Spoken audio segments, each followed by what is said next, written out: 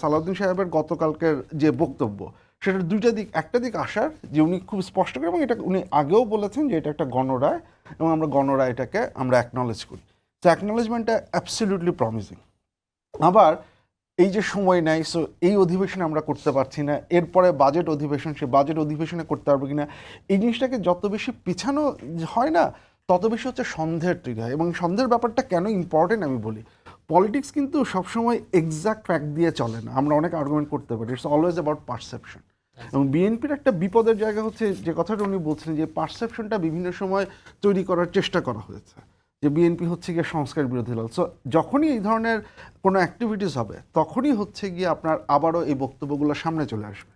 এখন যেইটা হচ্ছে কথা যে এটা কি ম্যাটার করবে কি করবে না, যদি আপনি ইকোনমি ঠিক রাখতে পারেন, যদি হচ্ছে গিয়ে আপনার যে ক্রাইসিসগুলো আছে সেগুলো যদি ডিল করতে পারেন, তাহলে এই কোয়েশ্চেনগুলো secondary question.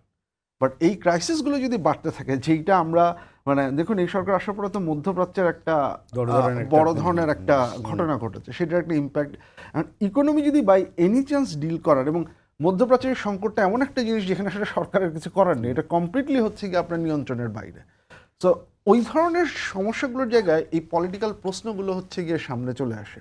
So as a result of that এই ক্রাইসিসের যদি যে পসিবিলিটিস জায়গাগুলো আছে, কারণ essentially to be very honest with you, যে আমি বিএনপির এই জায়গাটা নিয়ে আমি যেমন অসন্তুষ্ট, একই সাথে ওভারঅল অপোজিশনের রোল ইটস অ্যাবসলিউটলি রিডিকুলাস দুইটা জায়গা থেকে। সো দুইটা মানে এই রিডিকুলাসনেস থেকে এই জিনিসটাকে যেভাবে অ্যাড্রেস করা দরকার, আমি মানে সন্দিহান যে সেটাকে সেইভাবে অ্যাড্রেস করা হবে কিনা, যেটা ক্রাইসিসের দিকে নিয়ে যাওয়ার একটা পসিবিলিটি আছে।